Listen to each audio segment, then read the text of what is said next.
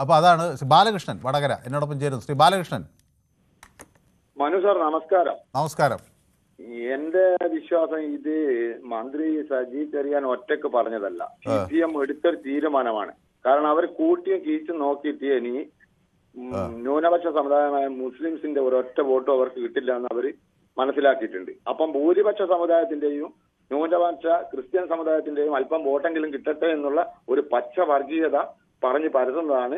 അത് CPMന്റെ സംസ്ഥാന സെക്രട്ടറിക്ക് പറയാൻ പറ്റൂല. ഈ മന്ത്രി ഇങ്ങനെ വിടുവായത്തരം പലപ്പോഴും പറയുന്നതല്ല.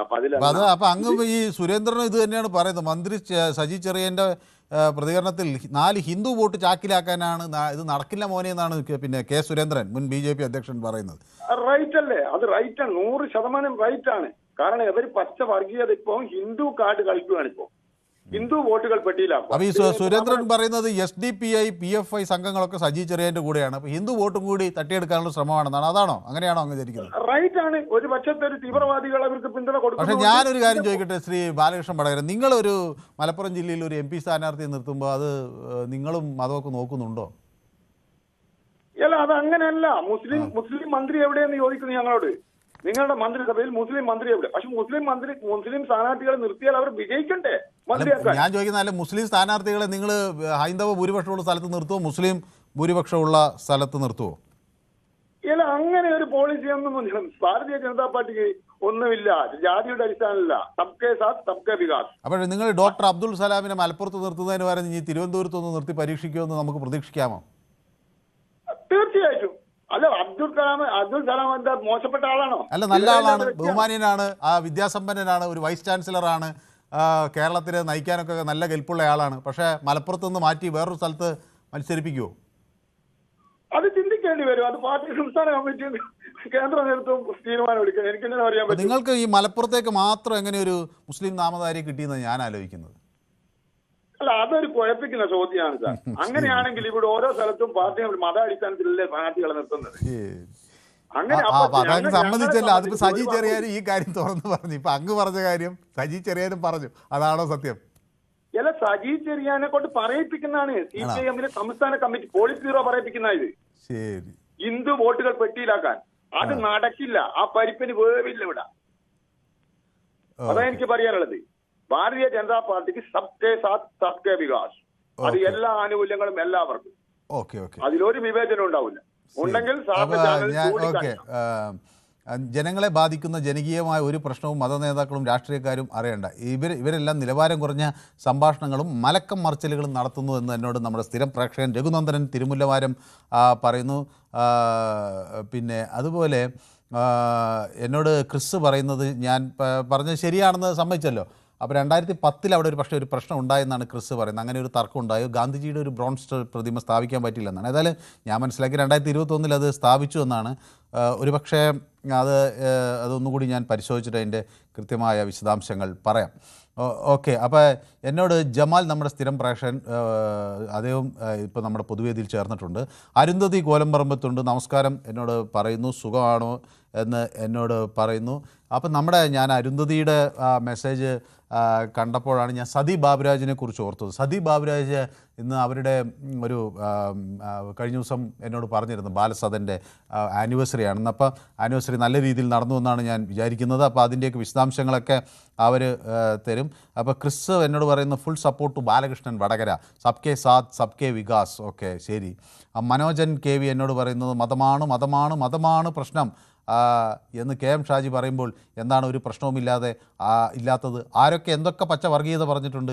ജമാഅത്തെ ഇസ്ലാമിയെ ഒക്കത്ത് എടുത്തു വെച്ചില്ലേ എന്നൊക്കെ എന്നോട് മനോരഞ്ജൻ ചോദിക്കുന്നുണ്ട്. അപ്പോൾ അത് മനോരഞ്ജനും രണ്ടുപേരും ഇങ്ങനത്തെ ഇത്തരക്കാരാണോ എന്നാണ് എനിക്ക് ചോദിക്കാനുള്ളത്. ഓക്കെ. അപ്പോൾ രാജ്മോഹൻ പറയുന്നത് രാഷ്ട്രീയ പാർട്ടികൾ ജാതിയും മതവും നോക്കി മാത്രം സ്ഥാനാർത്ഥികൾ നിർത്തുമ്പോൾ ജനങ്ങൾ എന്ത് ചെയ്യും? ആർക്കെങ്കിലും വോട്ട് ചെയ്യണമല്ലോ എന്നാണ് പറയുന്നത്. ഓക്കെ. അപ്പോൾ രവീന്ദ്രൻ എന്നോടൊപ്പം ചേരുന്നത് കാഞ്ഞിരപ്പള്ളിയിൽ നിന്നാണ്. ശ്രീ രവീന്ദ്രൻ. നമസ്കാരം. നമസ്കാരം. നമ്മുടെ കിരൺ എന്ത് പറ്റും? ഒരു അസുഖത്തിലാണോ? അല്ലോ, വരും. പിന്നെ മനു ഇതിനെ കുറിച്ച് പറഞ്ഞാൽ മതി. മനു എല്ലാവരും BJPയും കോൺഗ്രസും LDFും ലീഗും കേരള കോൺഗ്രസ് എല്ലാം മതം നോക്കി തന്നെ സ്ഥാനാർത്ഥിയെ നിൽക്കുന്നു. മതമില്ലെന്ന് പറഞ്ഞാൽ ആര് പറഞ്ഞാലും സമ്മതിക്കാതിരിക്കുക. നമ്മളെല്ലാം ബുദ്ധിയും വിവരമുള്ളവരാ. ഇന്ന് ലൈവായിട്ടെല്ലാം കണ്ടോണ്ടിരിക്കുക. പിന്നെ മതമില്ലെന്ന് ഇവിടെ വന്ന് പ്രസംഗിച്ചാലൊന്നും കാര്യം നടക്കില്ല. നമ്മളെ ഒരു മേയർ ജയിച്ചപ്പോൾ മിനിമോൾ എന്ന് പറഞ്ഞ മേയർ കൊച്ചി പരസ്യമായിട്ട് പറഞ്ഞില്ല മതം. അതുപോലെ KM ഷാജി എന്താ പറഞ്ഞിരിക്കുന്നത്? മതമാണ് പ്രശ്നം. ഈ മുസ്ലിംക്ക് വേണ്ടി തന്നെ നമ്മൾ ജയിക്കണമെന്നല്ല ഇപ്പൊ പച്ചയായിട്ടല്ലേ വിളിച്ച് പറഞ്ഞാൽ. അത് വേറെ ആരും കൂട്ടിച്ചേർത്തൊന്നുമല്ല. ആരും കള്ളം പറയുന്നല്ലോ, പരസ്യമായിട്ട് പറഞ്ഞില്ലേ. അപ്പം എല്ലായിടത്തും മതമുണ്ട്. അതുപോലെ ഞാൻ പറയട്ടെ, ഇപ്പൊ കാഞ്ഞിരപ്പള്ളി ഞങ്ങളുടെ നിയോജകമണ്ഡലത്തിൽ ഞങ്ങളുടെ കാഞ്ഞിരപ്പള്ളിയും പൂഞ്ഞാറും കൂടെ നേരെ പപ്പാതി എടുത്തിരിക്കുക. കാഞ്ഞിരപ്പള്ളി മണ്ഡലം ടൗണിന്റെ പപ്പാതി വീതം എടുത്തിരിക്കുക. അവിടെ ഒന്ന് അനിൽ ആന്റണി ക്രിസ്ത്യാനിയല്ലായിരുന്നോ?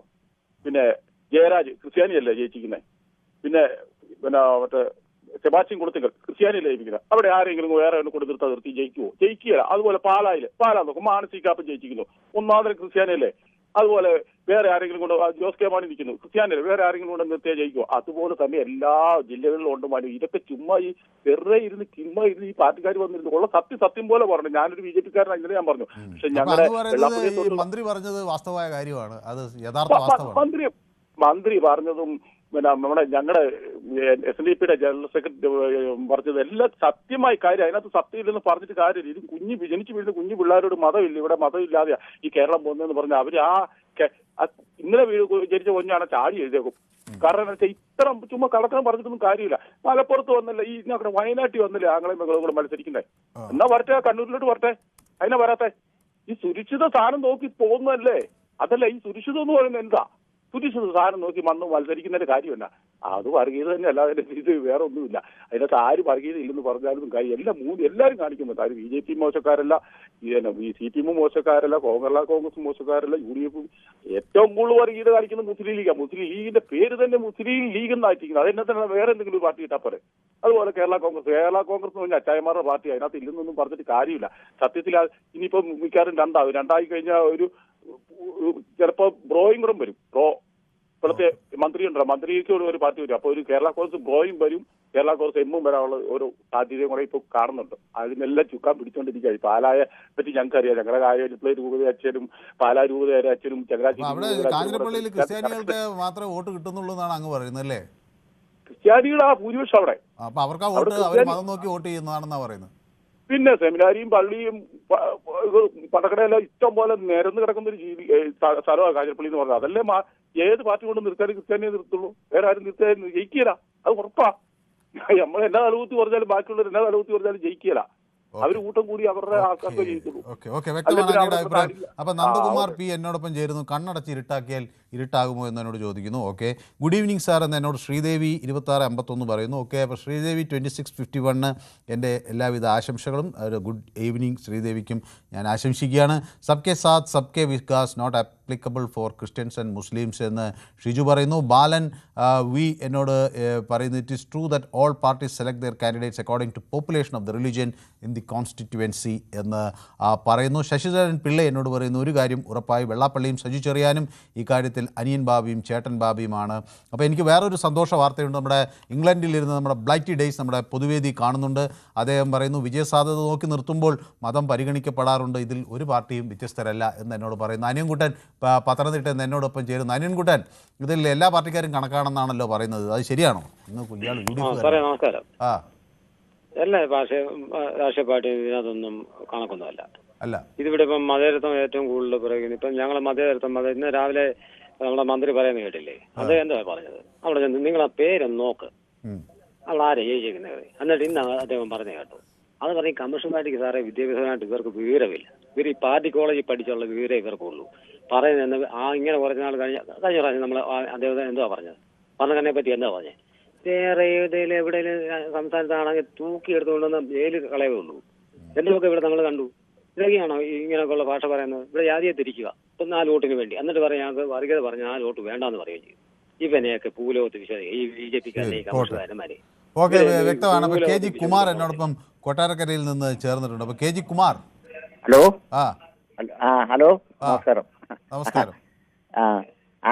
ഈ സജി ചെറിയാൻ പറഞ്ഞതിനകത്ത് തെറ്റൊന്നുമില്ല. സജി ചെറിയാൻ അങ്ങനെ പല ഇതും പറയുന്നത് ഈ മനസ്സിൽ കളങ്കമില്ലാത്തതുകൊണ്ടായിരിക്കും പുള്ളി ഈ പിന്നെ പറയുന്ന ചില സമയത്ത് പാളി പോവാറുണ്ട്. പക്ഷെ പറഞ്ഞ കാര്യമെല്ലാം കറക്റ്റാണ്. കാര്യം എനിക്ക് തന്നെ ഏറ്റവും വലിയൊരു അനുഭവം ഉണ്ട്.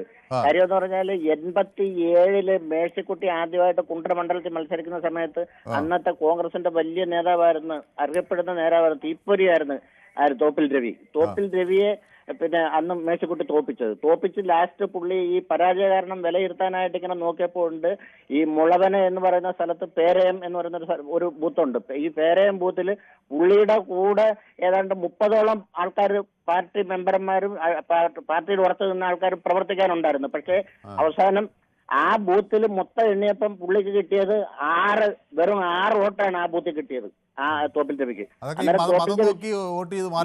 തോപ്പിൽ രവി ചോദിച്ചു. തോപ്പിൽ രവി ലാസ്റ്റ് കണ്ണ് നിറഞ്ഞു പോയി പുള്ളിയുടെ. ഭയങ്കര പ്രാസംഗികനാണ്. താങ്കൾക്ക് അറിയാമായിരിക്കും, അല്ലെങ്കിൽ ഒന്ന് അന്വേഷിച്ചാൽ മതി. തോപ്പിൽ രവി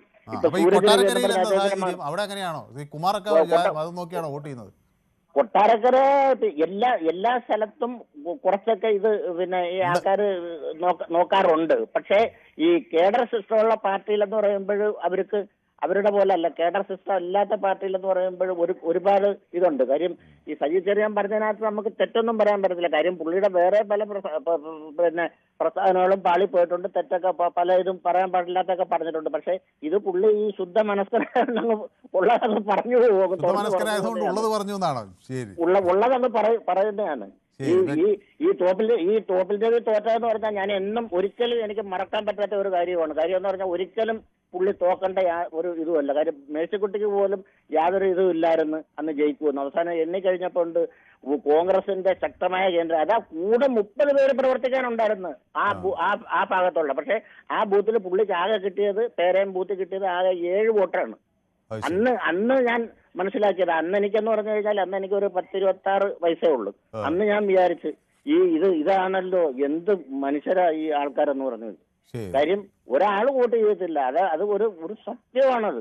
യെസ്, വ്യക്തമാണ് താങ്കളുടെ അഭിപ്രായം. അപ്പോൾ വിവാദ പരാമർശത്തിൽ മന്ത്രി സജി ചെറിയാൻ പറഞ്ഞത് തൻ്റെ പ്രസ്താവനയെ വളച്ചൊടിച്ചു എന്നാണ്. അതിൻ്റെ പേരിൽ തെറ്റിദ്ധരിപ്പിക്കാനാണ് ശ്രമം നടക്കുന്നത്. താൻ പറഞ്ഞ യാഥാർത്ഥ്യമാണ്. മുസ്ലിം മേഖലയിൽ ലീഗും ഹിന്ദു മേഖലയിൽ BJPയും നയിക്കുന്നു. ഈ സാഹചര്യം